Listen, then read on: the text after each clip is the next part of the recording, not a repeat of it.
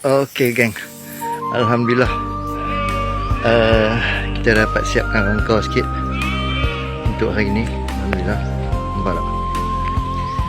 So kita nak tengok untuk nak buat atap tu macam mana kita nak pasang kan? Kita tengok lah.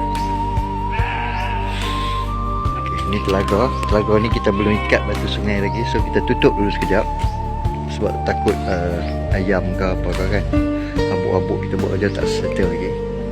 So kita tengok macam mana kita nak pasang rangkau ni. Okay, ni daripada sudut sebelah sini.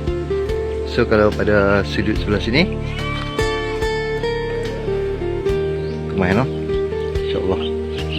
Oh, dia kena buat lebih kemai betul ni, sebab ni kita pakai teras besar. Rangkau dia, atap dia pun kita akan pakai kayu yang tebal. So kena betul-betul kemai. Tapi kita buat ikut kita punya ni lah, cara kita lah, seni sikit lah. Nampak tak pengadang yang kita pakai untuk apa, tempat atap ni tu, nampak kita pakai kayu tu rare lah, rare nampak. Ni kita belum cuci lagi ni, kita belum cuci lagi, final nanti baru kita cuci, baru kita bubur gas torch. Alhamdulillah. Nak jadi macam ni pun puas juga ni, nak tembuk teras tu deri sampai berasap. Jadi lah, ni kayu telaga. Kita nak buat bumbung pakai kayu tu lah, tapi tak cukup panjang, so kita kena belah lain lah, so atap belum letak lagi. Jadi atap kita tak pakai atap kembiar tau, so kita akan pakai papan ni. Nampak kita belah keping-keping ni, kita belum letak lagi, kita belum celup minyak ke apa semua lagi lah, raw lah yang ni. Kita nak tengok berat juga papan tu, so dia punya rangkau kena kemas betul lah, kena betul-betul kemas. Ni belum siap lagi, ni baru rangkau pasar awal, kita baru siap. Nanti kita akan masukkan lagi ni lantus keping panjang tu masuk ya. Ini baru kita tambah sebatang lagi, nanti baru kita masuk. Ni pendek belakang, yang depan ni panjang sekeping ya, kayu belah keping tu.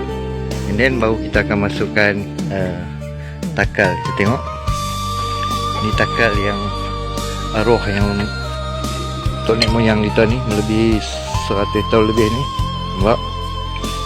So yang tu kita akan pasang lah kat tengah nanti. Kita akan masuk tu, timbun-timbun tanah apa semua, bagi label semua cantik, baru kita ikat batu sungai. Ni batu tak cukup ni, batu tak cukup. Selerak lagi lah, kita dah buat kerja lagi, tak siap lagi kan.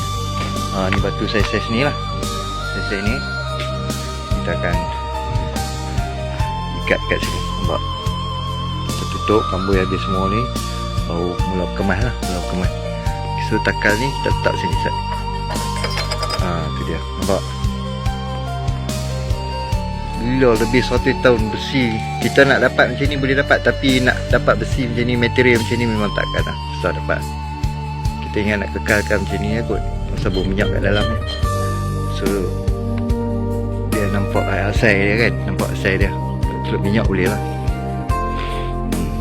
Alhamdulillah. Jadi kita sambung lagi malam ni, kita sambung lagi. So sekarang kita urus ayam dulu,